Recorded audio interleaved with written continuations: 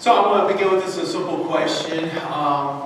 If we were to take all the people in the world, there's about 7.5 billion people in the world, what do you think would be the number one thing that every person wants?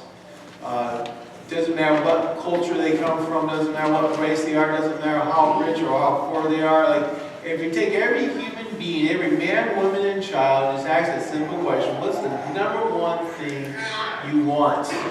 What do you think would be that response? And I raised this question again with my men's Bible study. I posed that question for my guys. What do people want? I want you to think about it for yourself. What is it that you want in your life? If there's one thing again, the genie in the bottle came out, gave you one wish, one little thing that he could change about in your life, what would that be? And you can't say, I want more wishes than one. No, you got to pick one thing. Is it good health? Is it a job that you enjoy? Is it, I think people want security. There's some kind of security in their life. Security, like safety for themselves, safety for their families, to live in a safe community, a safe environment. To be happy.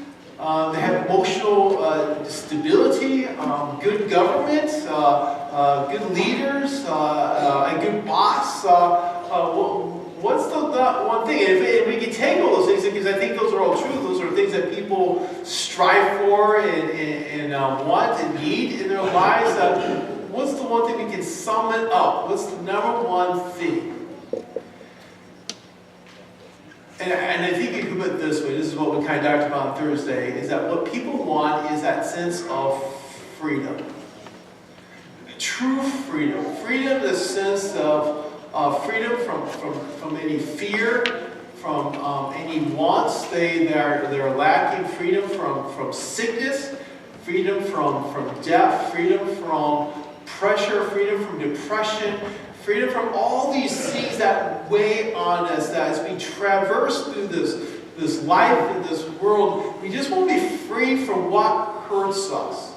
So that in the end, we can truly have joy and peace in our life. I think that's what everyone wants.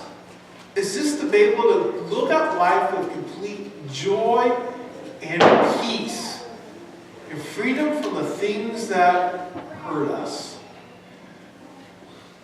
Kind of look at this way, the baby boomers among us, I'm not a baby boomer, but you guys, back in the 60s, I think this became the questions, and this is, take this as a joke, but this is why the baby boomers really messed up society. But back in the 60s, I think the hippies, you hippie guys, we're always trying to find that freedom, that utopian society, that community where we're going to break away from these old institutions. We're going to break away from a corrupt government. We're going to break away from religion in the church. We're going to break away from these social norms that have been on us for the last thousands and hundreds of years. And we're going to break away from all that and create a new world, a new society, a new way of thinking, with the mindset that we're going to get back to where we need to be. We're going to get back to that place of paradise, of freedom, that we can live lives of joy and peace. I think this comes together with the infamous song that you baby boomers are going to recognize by Crosby, Green, Still, Nash, Young, whatever that group is. The Woodstock song, right? That chorus that we are these cosmic dusts, and what we need to do is get back to where? The garden. To the garden. Someone knows the song. I actually had YouTube, they just like, oh yeah, that's the song my parents used to listen to. So but getting back to that garden, and that was the anthem, if you will, Woodstock was the anthem of the hippies. We got to get back to the garden. We got to get back to where we belong. And what's great about that notion is the idea that we did lose something a long time ago. Because at one time we were in the garden, weren't we? With Adam and Eve. And life was perfect. There was perfect joy. There was perfect peace. There was no sin, no racism, no corruption, no sickness, no disease, nothing like that. It was perfect freedom from what hurts us. And we lost the garden. We lost paradise. And ever since then, we've been trying to get back. And so the baby boomers thought they had the solution. Well, we got to get rid of these old institutions that have been holding us back. They've been the slaves. They've been burdens to us. And if we get rid of these old institutions, then finally we can be free and be able to follow our passions and our heart's desires, and no one's going to tell us otherwise. We'll live in communes and eat and drink and smoke wherever we want, and we can finally be free. And did they find it? Did you guys find it? No. We get rid of religion. We're going to explore new spiritualities. They're going to emphasize prayer, meditation, and that kind of insight that this is going to set us free. This new religion, this new spirituality of a new ethic. Finally, it's going to bring love. Everyone's going to love each other. And everyone's going to lay down their arms. And we're going to hook arms and start singing Kumbaya. And did it ever happen? No. In fact, and this is not a fair question, but it does beg the question, is the world better off today than it was, say, in 1950? Absolutely not. And I'm not saying 1950 was better. I think 1950 had its own problems and issues. But the point is, we're so far getting back to paradise. And this is the point. We're never going to get back there.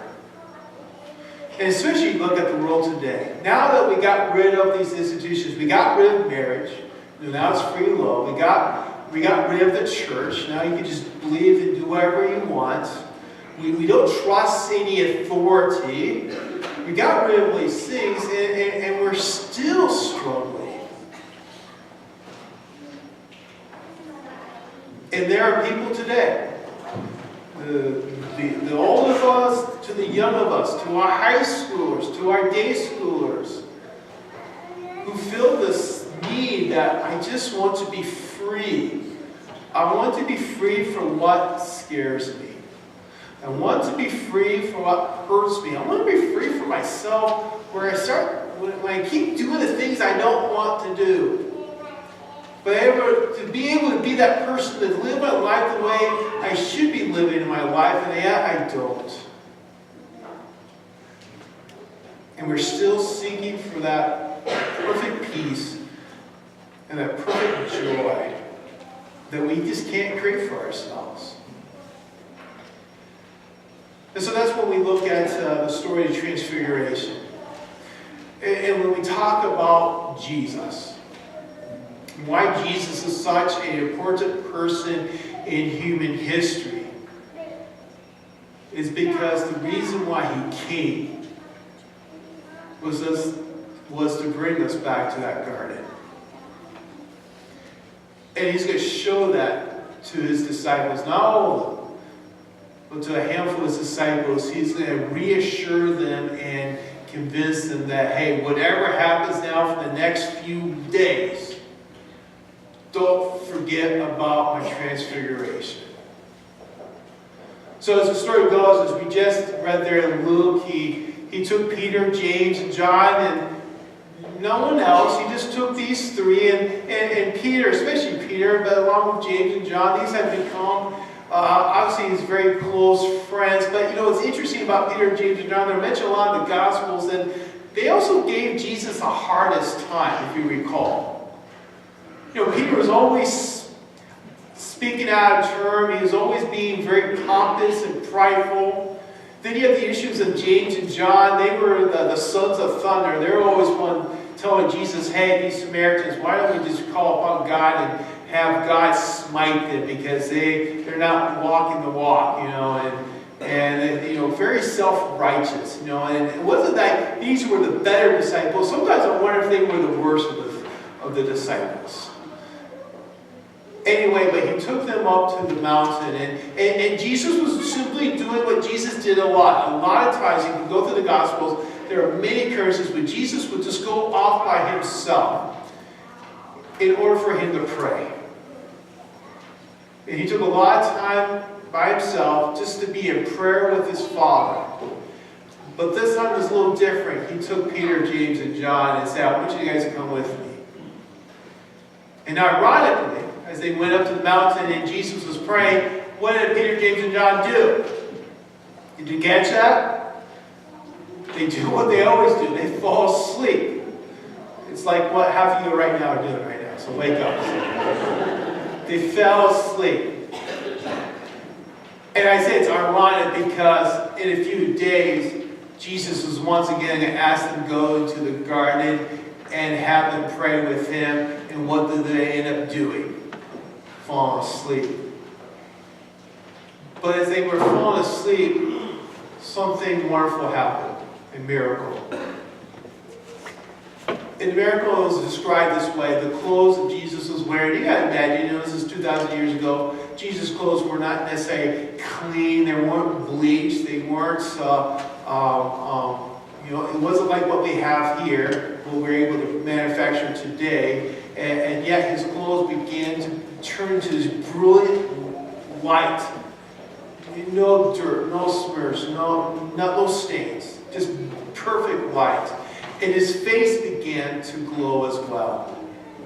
And I can only imagine, and the whole scene just kind of transformed, and it's called the Transfiguration, that Jesus is truly changing into his glory. His glory is being revealed to those disciples. And I can only imagine that's how Luke describes it. The other Gospels describe it in that same way, of his clothes turning white, his face glowing. But I can only imagine, it's one of those things where you just had to be there.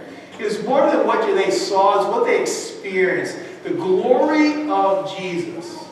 Why is this important? Because again, who's Jesus? He's the Son of God. He is God in the flesh who came to dwell among us. Jesus is not just a man. He's just not a prophet or a rabbi. Jesus is God in the flesh who has come to be with us.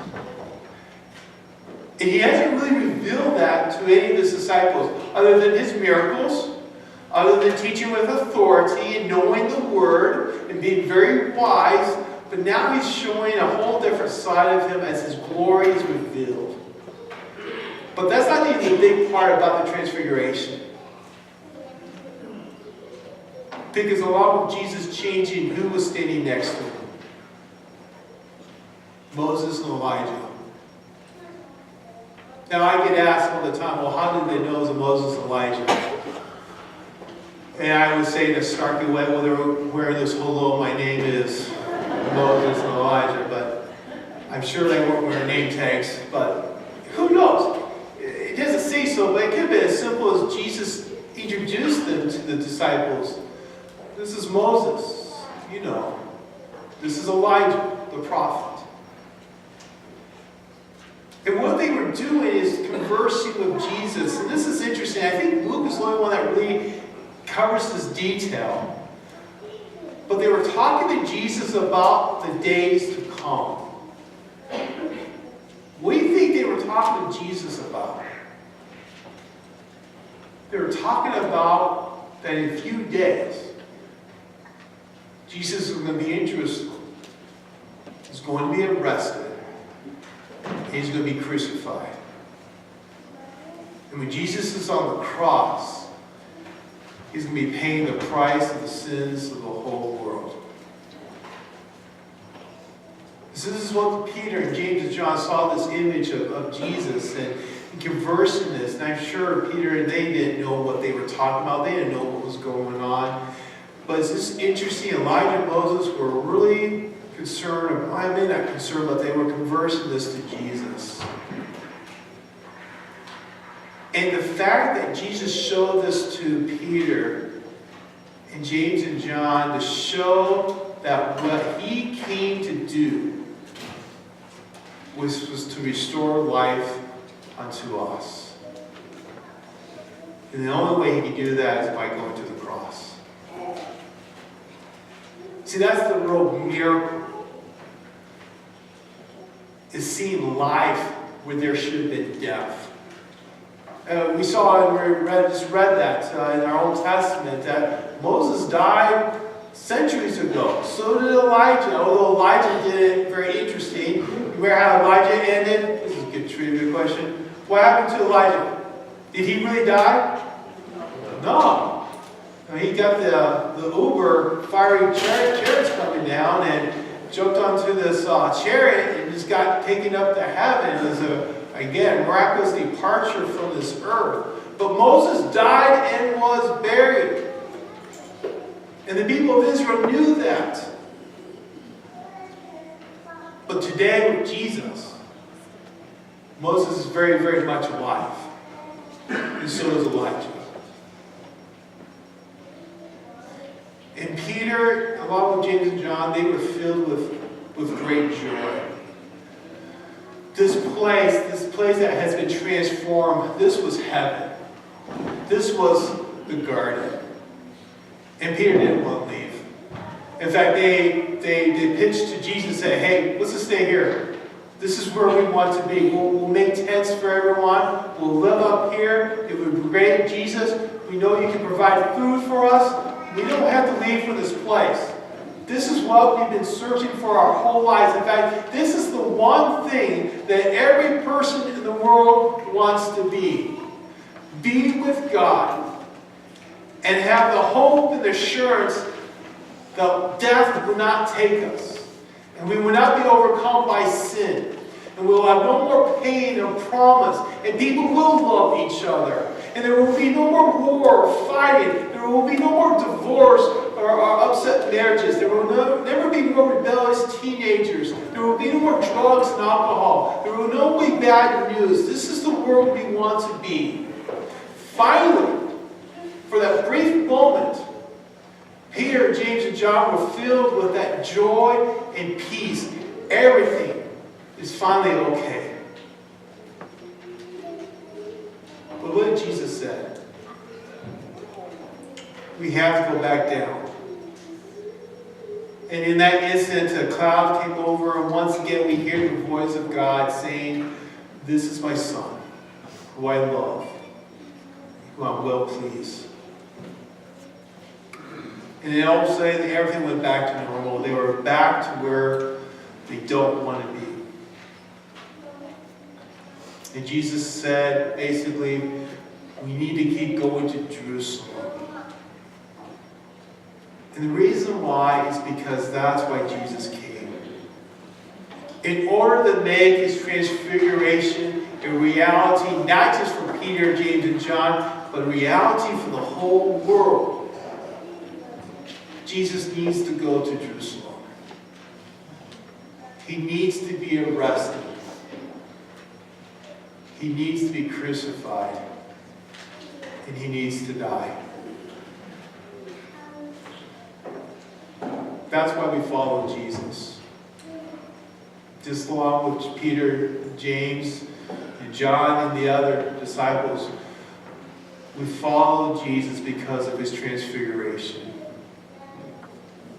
If there's any hope for us in this world to get back to the garden, to finally get the one thing that we desperately need and we've been searching for our whole humanity's life, is only going to come through Jesus.